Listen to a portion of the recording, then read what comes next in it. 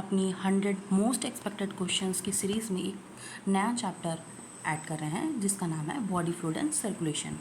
यहाँ पर मैंने आपको दिखाया है कि बॉडी फ्लूइड और सर्कुलेशन जो है उसमें कौन कौन से टॉपिक्स बहुत इंपॉर्टेंट हैं। Number 1 composition of blood, number 2 blood group, number 3 structure of heart, number 4 cardiac cycle. ये 4 हमारे इंपॉर्टेंट टॉपिक हैं जिनसे क्वेश्चन बनने की प्रोबेबिलिटी सबसे हाई होती है। तो हम यहाँ पर सिर्फ वही लाइंस देखेंगे जिनसे क्वेश्चंस आने की उम्मीद है और हम यहाँ पर जल्दी से जल्दी अपने इस टॉपिक और चैप्टर्स को फिनिश करते हैं।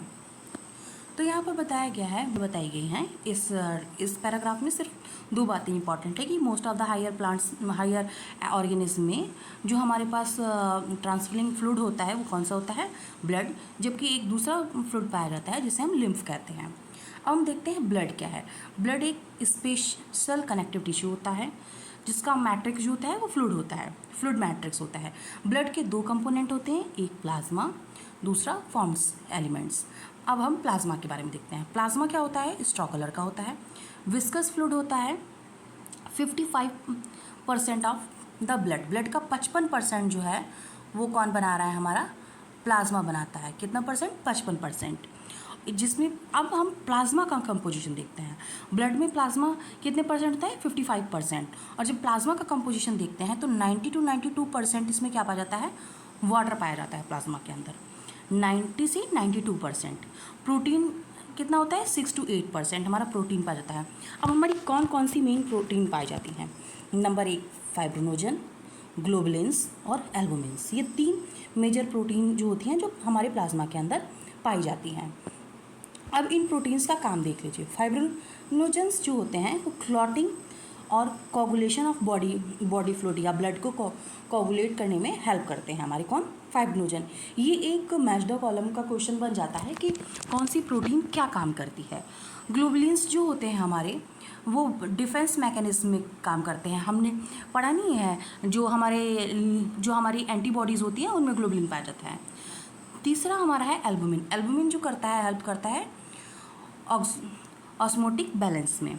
अब देखते हैं plasma without the clotting factor. अगर प्लाज्मा से क्लॉटिंग फैक्टर हटा दी जाए तो उसे सीरम बोलते हैं। Formed element. अब हमने देखो ब्लड का एक कंपोनेंट खत्म कर दिया जिसको कहते हैं प्लाज्मा।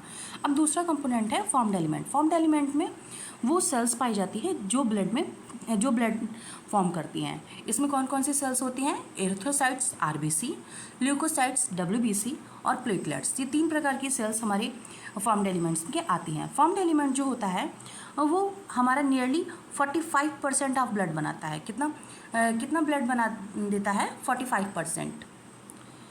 फॉर्म्ड एलिमेंट जो होते हैं हमारे नियरली 45% ऑफ ब्लड को फॉर्म करते हैं। अब बात करते हैं एरिथ्रोसाइट्स पर। एरिथ्रोसाइट्स क्या होती है, मोस्ट अबंडेंट होती हैं, मोस्ट अबंडेंट पाई जाती हैं, most abundant cell in blood पाई जाती हैं। एवरेज कितना होता है, 5 million to 5.5 million of RBC पर MM³ पर MM³ में कितनी RBCs पाई जाती हैं, 5 to 5.5 मिलियन। किसमें पाई जा रही हैं, एडल्ट मैन के अंदर। अच्छा, अब RBC formed in the red bone marrow. RBC कहाँ बनती है, रेड बोन मैरो में बनती है।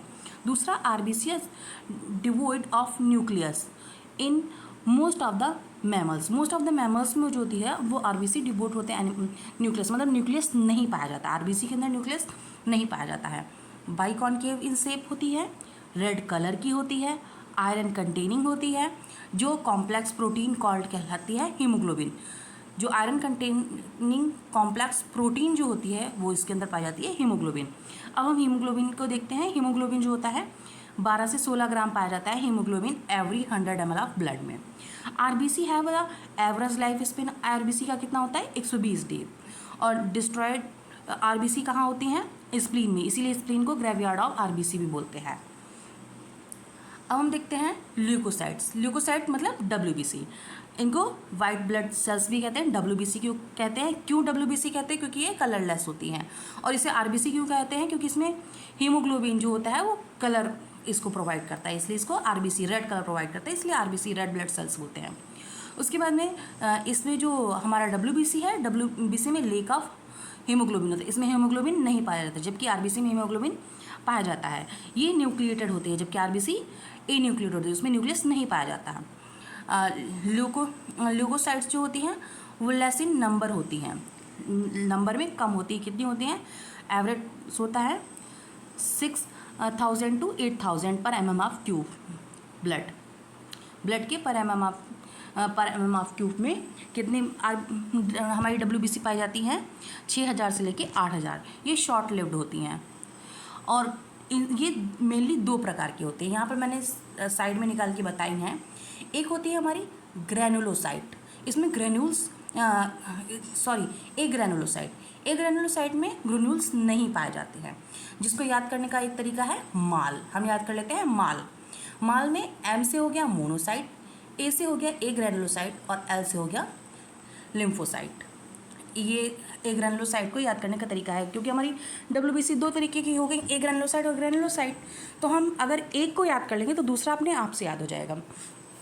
इसीलिए ए ग्रैनुलोसाइट को याद करने का तरीका है माल, एम से मोनोसाइट, ए से ए ग्रैनुलोसाइट, एल से लिम्फोसाइट। अब हम देखते हैं ग्रैनुलोसाइट। ग्रैनुलोसाइट्स कौन से होते हैं?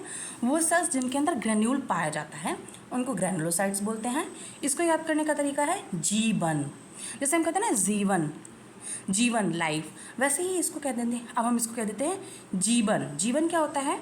इसिनोफिल्स। जी से हो गया ग्रैनुलोसाइट्स, ई से हो गया इसिनोफिल, बी से हो गया बेसोफिल और एन से हो गया न्यूट्रोफिल्स। यहीं पर बस इस पूरे पैराग्राफ में सिर्फ यही बातें लिखी हुई हैं। अब इस पैराग्राफ में हर आरबीसी जो WBC है उसका परसेंटेज दिया है, जो मैंने यहाँ पर जो ये डायग्राम है ना उसके अंदर ही मेंशन कर दिया है। जैसे हमारी इसिनोफिल्स जो होती हैं वो 2 से 3% पाई जाती हैं, न्यूट्रोफिल्स 60 to 65% पाई जाती हैं, लिम्फोसाइट्स जो होती हैं वो 20 to 25% होती हैं। अब हम बेसोफिल्स को देखते हैं, 0.5 to 1% होती हैं, मोनोसाइट्स 6 to 8% पाई जाती हैं। इस तरीके से कभी कभी हमारा इनका यही परसेंटेज भी मैच द वाले में पूछ देती कि कौन सी सेल्स है वो कितने % में पाई जा रही है। अब हम अगले टॉपिक पे जाते हैं जिसका नाम है प्लेटलेट्स। प्लेटलेट्स को क्या कहते हैं? थ्रोम्बोसाइट्स भी कहते हैं। प्लेटलेट्स किससे फॉर्म होती है? सेल फ्रैगमेंट्स से फॉर्म होती हैं और ये प्रोड्यूस होती हैं इन मेगा कैरियोसाइट्स। मेगा कैरियोसाइट्स क्या होते हैं? स्पेशल टाइप के सेल होते हैं जो बोन मैरो में पाए जाते हैं।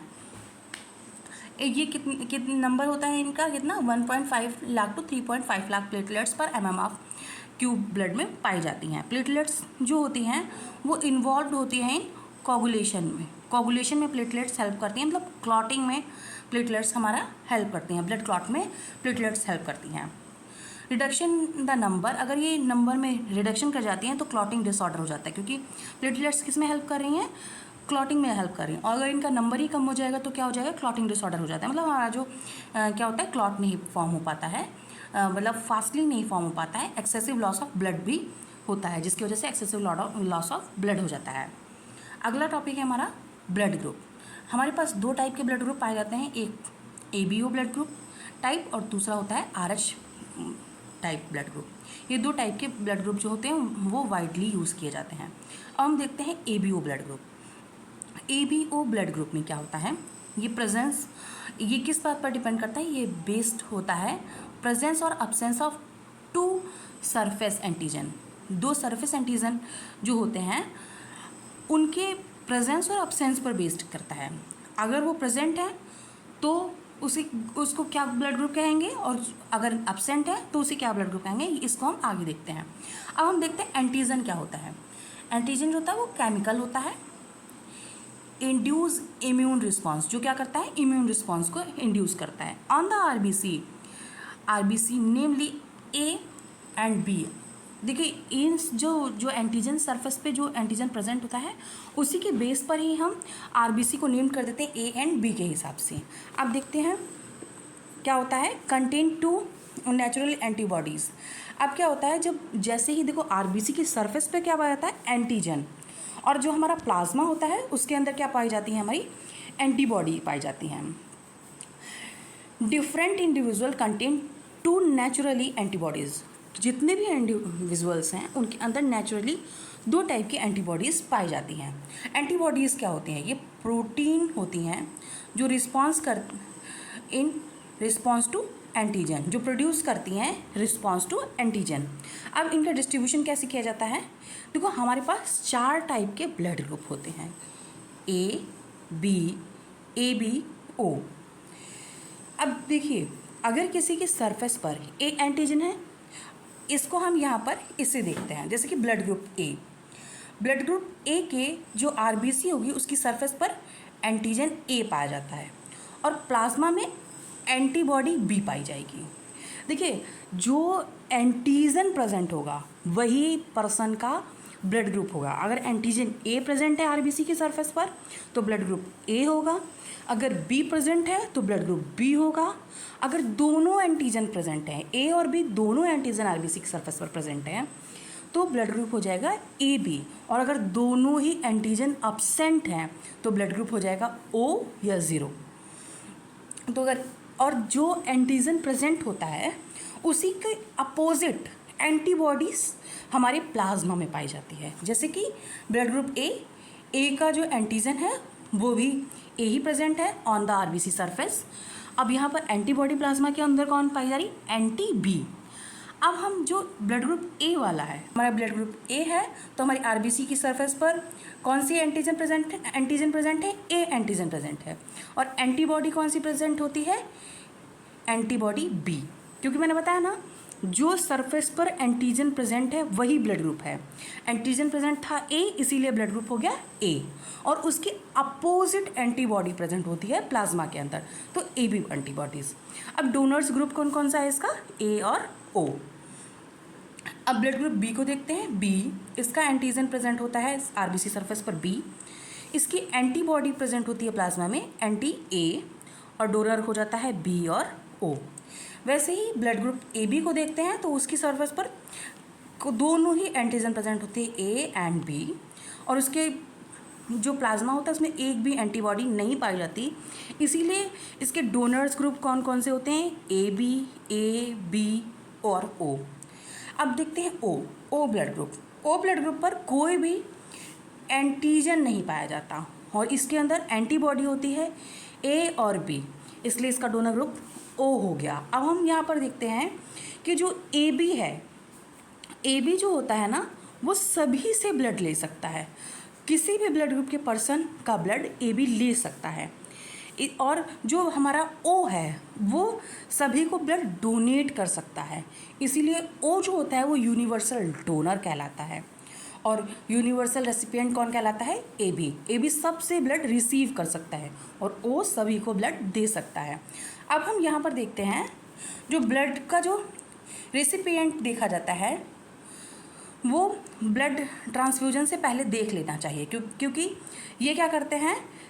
Avoid serum problem of clumping. Serum clump कर देते हैं, डिस्ट्रक्शन ऑफ आरबीसी कर देते हैं। अगर हम कोई गलत ब्लड ग्रुप चढ़ा देते हैं तो डिस्ट्रक्शन ऑफ आरबीसी हो जाता है। और आरबीसी किसकी डिस्ट्रक्ट करती है? द डोनर्स कंपैटिबिलिटी को देखते हैं। और आरबीसी किसकी डिस्ट्रक्ट होती हैं? रेसिपिएंट की, जिसको ब्लड ग्रुप चढ़ाया गया है उसकी आरबीसी जो होती हैं वो क्लम्प कर जाती हैं। अब यहाँ पर हम देखते हैं आरएच ग्रुप। आरएच ग्रुप से सिर्फ एक क्वेश्चन मेनली पूछा जाता है, जो यहाँ पर ये है ऑर्थोब्लास्टोसिस फिटालिस। ये क्वेश्चन ज़्यादा पूछा जाता है, क्योंकि इसमें जो पूछा जाता है इसमें मेनली एक ही क्वेश्चन पूछा जाता है कि कौन सी मदर का जो आरएच ग्रुप कौन सा होना चाहिए और फादर का आरएच ग्रुप कौन सा होना चाहिए। तो फादर जो होता है वो आरएच पॉजिटिव होता है और जो मदर होती है वो आरएच नेगेटिव होता है। मेनली ये बात पूछी जाती है। फिलहाल हम इस पूरे को देखते हैं। आरएच एंटीजन जो होता है वो भी एक एंटीजन है जो कहाँ पाया जाता है? आरबीसी की सरफेस पर पाया जाता है। और इसको पहली बार देखा गया था रेसस मंकी में, इसीलिए इसका नाम आरएच रखा गया, क्योंकि ये रेसस मंकी में देखा गया था। ये भी कहाँ पाया जाता है? सरफेस ऑफ आरबीसी पर पाया जाता है।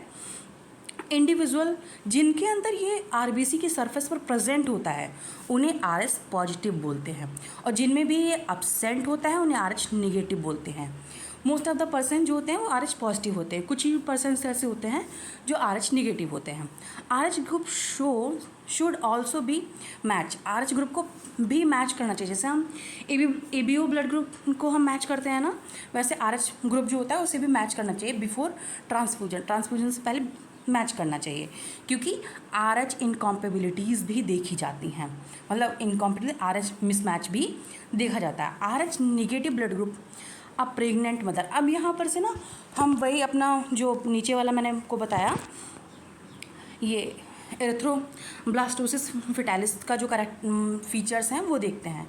अगर अब यहाँ पर बताया गया है RH negative blood group of pregnant mother, mother का ब्लड ग्रुप कैसा हो गया, negative, with RH positive blood group of foetus, अगर फीटस का ब्लड ग्रुप कैसा हो जाएगा, पॉजिटिव। और प्रेगनेंसी कैसी है हमारी, फर्स्ट प्रेगनेंसी की बात की जा रही है, यहाँ पर फर्स्ट प्रेगनेंसी की बात की जा रही है। Foetus do not get expose to the RH negative blood of the mother. भाई जब फीटस जो होता है ना, वो कभी भी डायरेक्ट ब्लड ट्रांसफ्यूज़न नहीं होता है, यहाँ पे blood transfusion by the placenta होता है। इसलिए जब प्रेगनेंसी होती है तो उनका जो ब्लड होता है वो आपस में मिक्स नहीं करता है। Two blood are well separated by placenta during the delivery, जब डिलीवरी होती है तब पहली बार बच्चे का ब्लड जो होता है वो मदर के ब्लड से एक्सपोज्ड हो जाता है। The first child there is possibility of exposure of maternal blood to small amount of the RH positive blood from the foetus. अब RH जब प्लेसेंटा मतलब प्लेसेंटा कट किया जाता है या जब हमारी डिलीवरी होती है उस टाइम पर जो मदर का ब्लड है वो फीटस के ब्लड से मिसमैच कर जाता है। उस टाइम पर क्या होता है, देखो मदर तो RH निगेटिव थी बट फीटस RH पॉजिटिव था, इसलिए जो मदर होती है ना वो अपने अंदर क्या कर देती है, स्टार्ट करती है प्रिपरेशन करने लगती है, किसके लिए, antibodies against the RH antigen. RH antigen के अगेंस्ट एंटीबॉडी जो होती है वो मदर के ब्लड में फॉर्म्ड होने लगती हैं पहली प्रेगनेंसी में। बट अब हम देखते हैं हाँ सब्सिक्वेंटली प्रेगनेंसी, उसकी फर्दर प्रेगनेंसी जो उसकी अगली प्रेगनेंसी है, RH antibodies from the mother, जो RH एंटीबॉडीज़ जो मदर में होती हैं वो लीक कर जाती हैं, क्योंकि हम जानते हैं ना प्लेसेंटा के थ्रू एंटीबॉडीज़ लीक करती हैं, तो वो लीक कर जाती हैं ब्लड ऑफ फीटस में, blood of foetus RH positive. ये फर्स्ट प्रेगनेंसी नहीं, अब ये सेकेंड प्रेगनेंसी की बात की गई है। अगर कोई भी सब्सिक्वेंटली प्रेगनेंसी जितनी भी होगी उनकी बात की जा रही है, फर्स्ट प्रेगनेंसी में ऐसा नहीं होता। डिस्ट्रॉय द फीटल RBC, और भाई एंटीबॉडीज़ जाती हैं और RH पॉजिटिव फीटस के पास, तो वो फीटस के जो RBC होती हैं उनको डिस्ट्रॉय कर देती हैं। जब बच्चे की RBC ही डिस्ट्रॉय होने लगती हैं तो फेटल टू द फीटस, ये फेटल हो जाती हैं फीटस के लिए, या तो बच्चा की डेथ हो जाती है, नहीं तो उसको सीवियर एनीमिया एंड जॉइंटिस हो जाता है, बेबी को सीवियर एनीमिया या जॉइंट हो जाता है। इसको कहते हैं एरिथ्रोब्लास्टोसिस। एरिथ्रो मतलब RBC, ब्लास्टोसिस मतलब बस्ट कर देना, फिटैलिस मतलब फीटस की RBC को बस्ट हुई है, इसीलिए एरिथ्रोब्लास्टोसिस फिटैलिस कहते हैं। Avoiding by the administration anti-RH antibodies to the mother immediately after the delivery of the first child। अगर हम anti-RH एंटीबॉडीज़ जो होती हैं वो अगर मदर्स को दे देते हैं तो जो मतलब फर्स्ट डिलीवरी के टाइम पर ही एक इंजेक्शन लगा दिया जाता है anti-RH का, तो हमारी जो एंटीबॉडीज़ उसमें फॉर्म हुई हैं वो भी डिस्ट्रॉय हो जाती हैं और जो होता है ये केस नहीं बनता है। इसलिए ये भी एक इम्पॉर्टेंट केस है और ये केस ज़्यादा पूछा जाता है, ये जिसको बोलते हैं एरिथ्रोब्लास्टोसिस फिटैलिस। यहाँ से ये वाला क्वेश्चन आने के सबसे ज़्यादा चांसेस होते हैं।